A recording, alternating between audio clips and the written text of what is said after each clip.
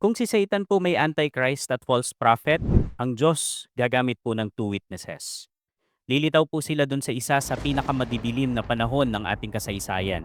Kaya po nilang hindi magpaulan, kaya nilang magpadala ng mga salot, at kaya po nilang harapin ang antichrist. Galit po ang mundo sa kanila, at kapag namatay sila, magsasaya po ang mundo. Pero sino nga ba ang two witnesses ng Revelations chapter 11? Symbolikal lang ba sila o mga literal na propeta na darating sa panahon na tinatawag ng marami na tribulation? Kilalanin po natin ang dalawang end time characters na ito. Ako po si Kuya Jem and this is Sunday Extended.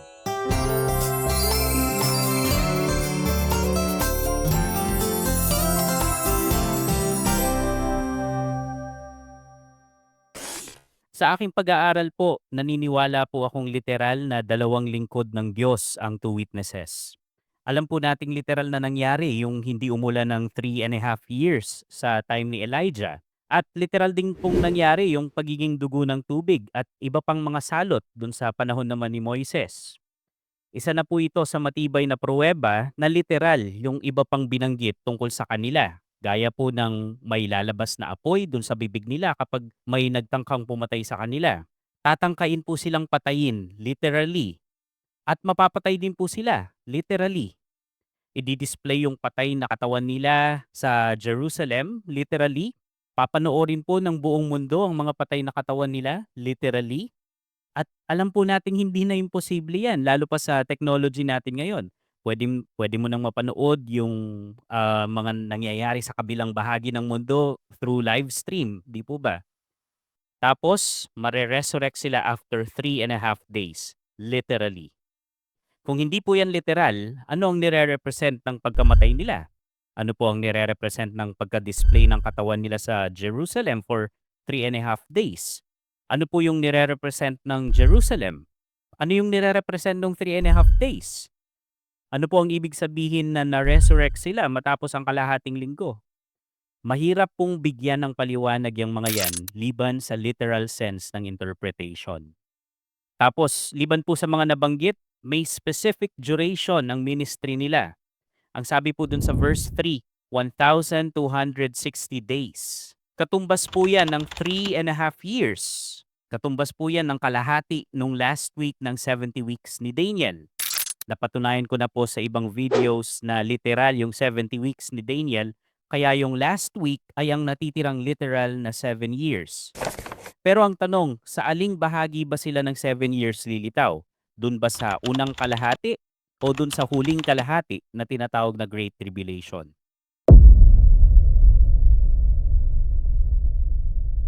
Naniniwala po akong lilitaw sila sa unang kalahati ng 7 years of tribulation. Ito po ay dahil dun sa haba ng ministry nila at dahil po sa ang tanging makakapatay lang sa kanila ay ang Antichrist. Magpo-prophesy po ang two witnesses na ito for 3.5 years at pagkatapos po nun papatayin sila. Ito din po yung time na ipapatigil na ng Antichrist ang temple sacrifices, gaya ng mababasa sa Daniel chapter 9, at magpapatayo po ng abomination of desolation.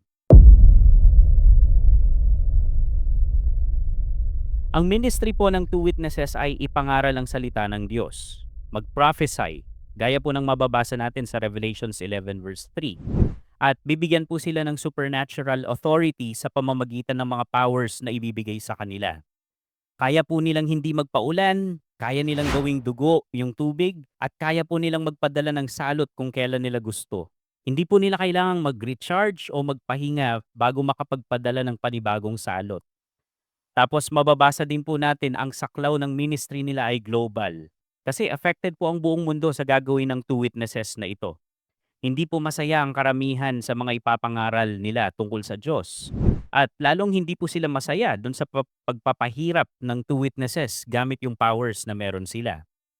Ngayon, kung nagtatanong po kayo kung ano ba yung ipinapangaral nila, hindi po ito binanggit sa atin sa scriptures. Pero bakit galit ang mga tao sa kanila at bakit napakasaya ng mga tao nung namatay na yung dalawa? May clue po tayong makikita sa Psalms chapter 2. Isa po ito sa mga kinikilalang Messianic Psalms. Pag binasa niyo po yun, makikita niyong ayaw nilang pasakop sa Panginoon at sa Messiah. Inuutusan po kasi silang paglingkuran ng Panginoon at ibigay ang allegiance sa Messiah or else destruction ang kakaharapin nila. So, ang mensahe po na posibleng dala nila, condemnation dun sa mga kasalanan ng mga tao, panawagang magsisi, at pag-utos na kilalanin ang parating na Mesyas. Pero marami po ang curious. Sino ba silang dalawa?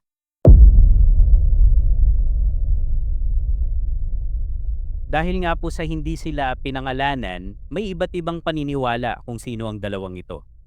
Para po sa iba, ito po ay si Enoch at Elijah. Ilan po sa mga naniniwala dito ay sila Tertullian, Irenaeus at saka Hippolytus. Naniniwala po kasi sila na itong dalawang ito, yung two witnesses, hindi pa dapat nakaranas ng kamatayan. Dahil kung namatay na daw sila before, second time na silang mapapatay ng Antichrist. At vina-violate daw nito o kinokontradict yung Hebrews 9:27 na nagsasabing itinakda sa tao ang mamatay ng minsan. Kaya dapat yung mga gaya daw nila Enoch at Elijah na hindi pa dumaan sa physical death ang two witnesses. Ang problem po dito, hindi nito kinonsider ang exception to the rule. Kasi may mga tao na po na nakaranas ng kamatayan ng dalawang beses.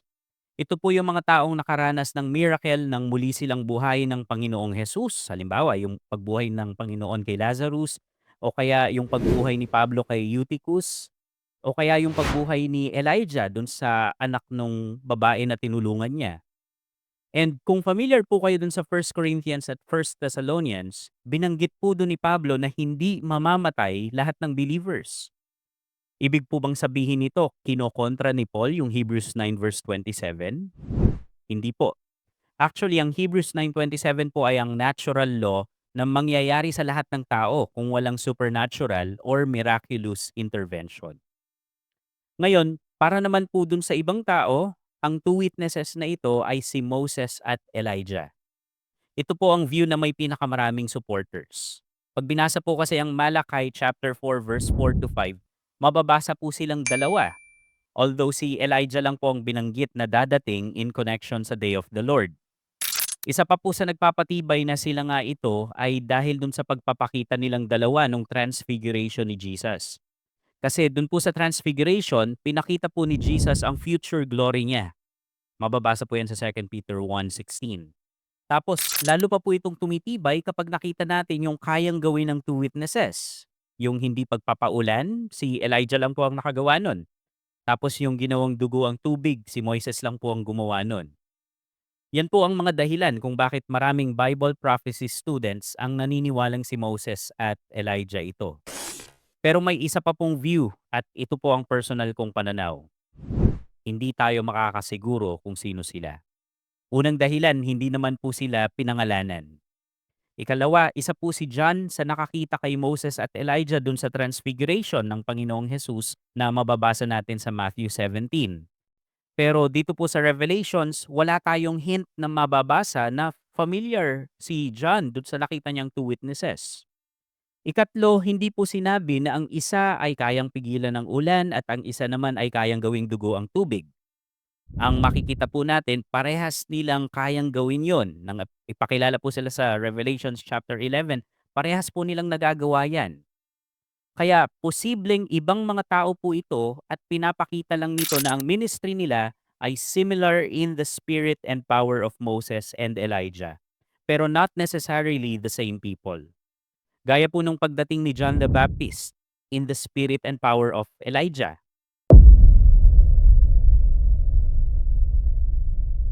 Marami pong magtatangkang patayin sila, pero lahat ng yun magfe-fail. Mamamatay po sila sa apoy na lalabas sa bibig ng two witnesses. Pero kahit gaano po sila ka-invincible sa buong ministry nila, after ng 3.5 years, may makakapatay sa kanila. Siya po ang Antichrist. Mapapatay po sila sa Jerusalem. Ito po yung time na gagawin ng headquarters ng Antichrist ang Holy City. Ang Sodom po ay tumutukoy sa immorality ng mga Jews at ang Egypt naman ay sa pagiging materialistic nila. Pero ang pinakadiin po natin dito ay kung saan napatay ang Panginoong Jesus. So yes, mapapatay po sila. Pero pansinin niyo po na mapapatay lang sila ng Antichrist kapag natapos na ng dalawang witnesses ang mission nila. Pinapakita pa rin po dito ang sovereignty ng Diyos sa mga pangyayari. Pagkamatay po nila, mababasa natin na magi-gift giving pa ang mga tao. Ganun po sila kasaya. Dito po nangyari ang exchange gifts sa Bible, hindi po nung dinalaw ng mga pantas ang bagong panganak na Panginoon. Pagkamatay po nila, hindi po sila ipapalibing. Ganyan po kagalit ang mga tao sa kanila. Parang magiging trophy ng mga makmundo yung katawan nila na bangkay. Dahil po dun sa pagpapahirap na rin siguro na naranasan nila mula dito sa two witnesses na ito. Paano po mangyayaring makikita sila ng buong mundo? Hindi na po yan imposible sa technology na meron tayo ngayon. At malamang 24/7 po ang surveillance nun. Pwedeng naka-livestream po yan sa YouTube o kaya sa iba pang platforms. Kaya nga pati yung muling pagkabuhay nila, makikita po publicly. Kasi after ng 3.5 days, muling mabubuhay ang two witnesses na ito.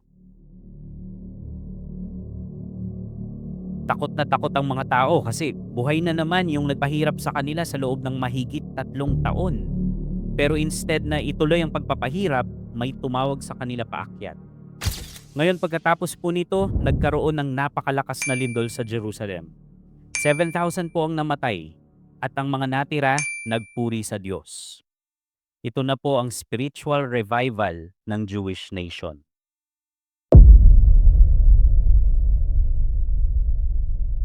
Hindi man po natin matitiyak kung sino itong two witnesses na ito. Malinaw na patunay po sila ng hatol at pagliligtas ng Diyos. Hatol sa mga hindi tumatanggap sa Panginoon at pagliligtas sa mga naghihintay sa pagbabalik ng Mesyas. At kahit gaano pa po kadilim ang sitwasyon, laging may witness o saksi na pinapadala ang Diyos para ipahayag siya. Darating po ang tamang panahon para sa two witnesses na ito. Pero sa panahon na kinalalagyan natin, tayo pong mga Kristiyano ang saksi ng Panginoon.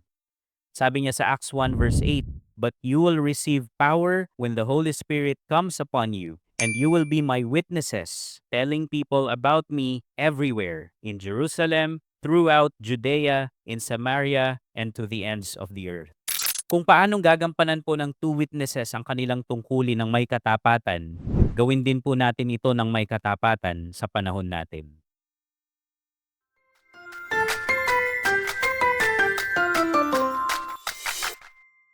Subscribe for more content.